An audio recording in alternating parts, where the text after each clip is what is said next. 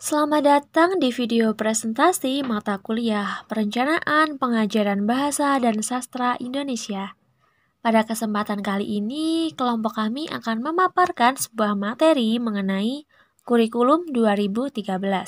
Adapun anggota dari kelompok 8 yaitu Evi Nur Safitri, Nurul Retno Intani, Siti Nur Azizah, dan Belinda Salma Putri. Hakikat kurikulum 2013 dibagi menjadi 4. Yang pertama ada kompetensi lulusan. Kompetensi lulusan ini dapat terkonstruksi secara holistik, didukung oleh semua materi dan mata pelajaran, terintegrasi secara vertikal maupun horizontal. Yang kedua ada materi. Materi ini dikembangkan berbasis kompetensi sehingga memenuhi aspek kesesuaian dan kecukupan, mampu mengakomodasi konten lokal, nasional, maupun internasional. Yang ketiga ada proses. Proses berorientasi pada karakteristik kompetensi yang berwujud. Pertama ada sikap, yang kedua keterampilan, dan yang ketiga ada pengetahuan. Kemudian proses ini menggunakan pendekatan scientific karakteristik. Karakteristik yang sesuai dengan jenjang. Kemudian yang keempat ada penilaian. Penilaian berbasis tes dan non-tes. Menilai proses dan output dengan menggunakan authentic assessment. Yang terakhir ada penilaian rapot memuat kuantitatif dan kualitatif. Jadi karakteristik dari kurikulum 2013, yang pertama ini adalah mengembangkan keseimbangan antara perkembangan spiritual dan sosial, rasa ingin tahu, kreativitas, kerjasama dengan kemampuan intelektual dan psikomotorik. Nah, di mana beberapa aspek ini harus memiliki keseimbangan antara satu dengan yang lainnya. Karena pada kurikulum 2013 ini, siswa tidak hanya dituntut dari segi kognitif saja, namun juga dari segi afektif dan juga psikomotorik. Namun, selain itu juga siswa harus dapat memiliki rasa ingin tahu dan juga kreativitas yang tinggi di dalam kelas. Kedua, yaitu memberikan kebermanfaatan bagi masyarakat. Nah, sekolah ini merupakan bagian dari masyarakat yang sifatnya itu formal dan terencana yang memberikan pengalaman belajar bagi para siswa. Di mana output dari siswa ini setelah lulus sekolah nanti dapat menerapkan ilmu yang telah dipelajari di sekolah ini dapat bermanfaat bagi kehidupan di masyarakat sekitar. Yang ketiga, dapat diterapkan dalam kehidupan sehari-hari. Nah, hal-hal yang didapatkan oleh siswa, baik itu dari segi pengetahuan, sikap, dan juga keterampilan yang didapatkan selama di sekolah, ini nantinya dapat diterapkan di dalam kehidupan sehari-hari di lingkungan masyarakat. Yang keempat, yaitu memberikan waktu yang cukup leluasa untuk mengembangkan dari segi pengetahuan, sikap, dan juga keterampilan. Nah, dengan adanya kelonggaran waktu yang diberikan ini, tentunya memudahkan siswa dalam menggali pengetahuan dan keingintahuan yang ada dalam dirinya. Selain itu, dari segi keterampilan, siswa dapat menggali dan juga mengenali apa yang disukai dalam dirinya, sehingga keterampilan yang ada dalam dirinya itu dapat dikembangkan lagi. 5. Kompetensi dinyatakan dalam kompetensi inti kelas yang dirinci lebih lanjut dalam kompetensi dasar mata pelajaran. Yang selanjutnya yaitu pengembangan kurikulum 2013. Pengembangan kurikulum 2013 ini merupakan lanjutan dari pengembangan kurikulum yang berbasis kompetensi yang telah dirintis pada tahun 2004 dan KTSP 2006. Kompetensi ini mencakup kompetensi sikap, pengetahuan, dan keterampilan secara terpadu. Titik tekan pada pengembangan kurikulum 2013 ini adalah penyempurnaan pola pikir, penguatan tata kelola kurikulum, perluasan dan pendalaman materi, penguatan proses pembelajaran, dan penyesuaian beban belajar agar dapat sesuai dengan apa yang diharapkan dengan apa yang dihasilkan. Oleh karena itu, implementasi kurikulum 2013 diyakini sebagai langkah yang strategis dalam menghadapi dan menyikapi tantangan globalisasi serta tuntutan masyarakat Indonesia masa depan.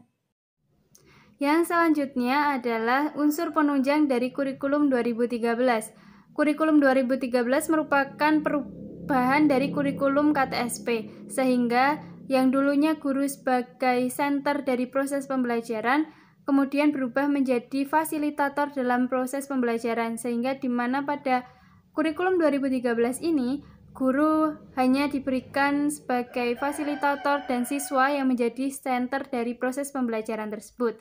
Kemudian yang kedua yaitu ketersediaannya sarana dan prasarana. Untuk mencapai tingkat keberhasilan kurikulum, maka sarana dan prasarana harus memadai sehingga proses pembelajaran dapat tercapai dengan lancar. Nah, salah satunya adalah dengan adanya buku ajar kurikulum 2013 dan juga sarana-sarana lain yang bisa membantu mencapai keberhasilan kurikulum 2013 ini. Kemudian yang ketiga yaitu input siswa.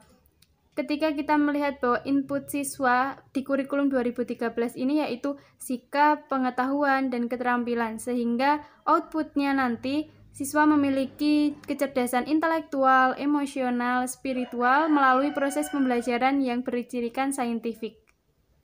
Yang selanjutnya yaitu perubahan kurikulum 2013.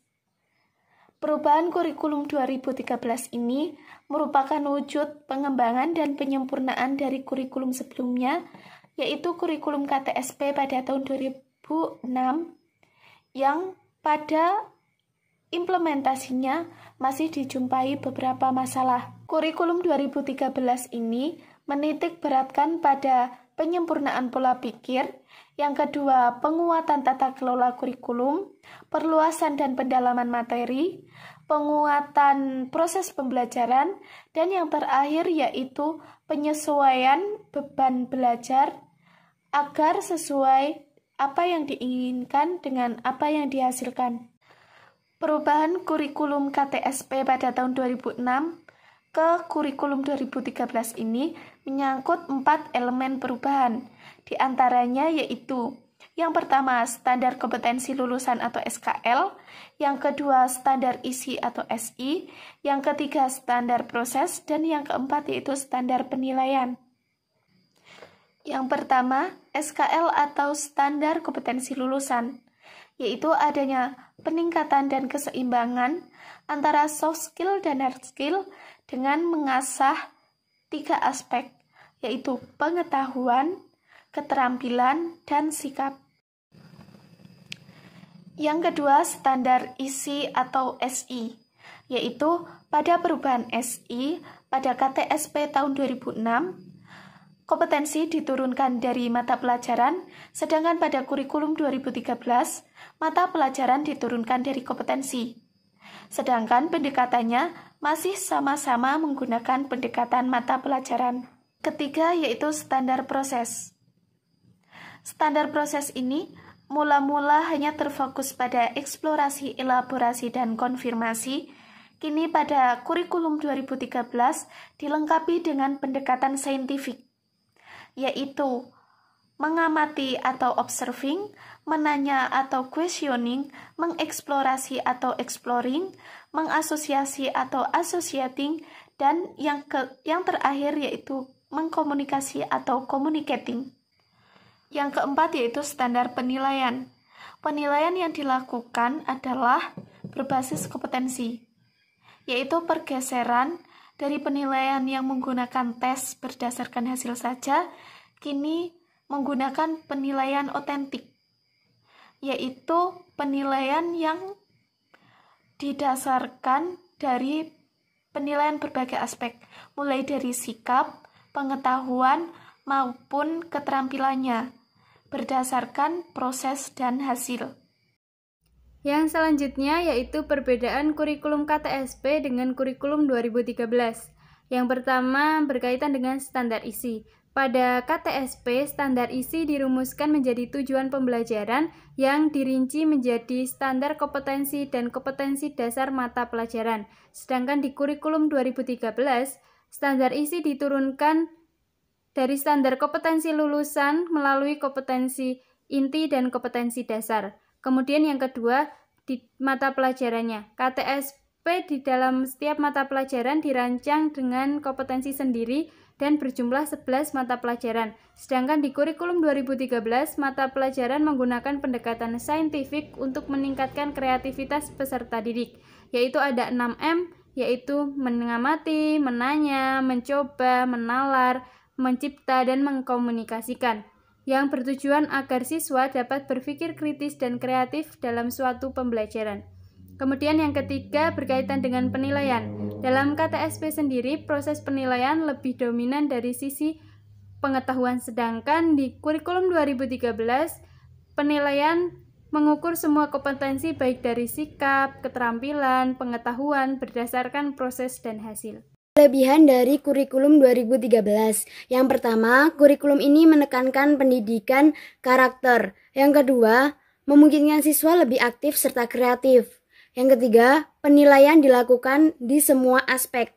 Yang terakhir, mendorong guru menjadi semakin kreatif. Kekurangan kurikulum 2013. Nah, yang pertama, kurikulum 2013 ini memang menuntut siswanya untuk aktif di dalam kelas. Namun, malah menimbulkan kesalahpahaman oleh beberapa guru. Kesalahpahaman yang seperti apa? Nah, jadi banyak sekali guru yang beranggapan bahwa guru tidak perlu menjelaskan lagi materinya ke dalam kelas. Padahal kenyataannya mata pelajaran yang dihadapi oleh siswa ini masih memerlukan penjelasan dan juga refleksi langsung dari guru. Kemudian yang kedua, sebagian guru masih belum siap, yaitu guru masih kurang efektif.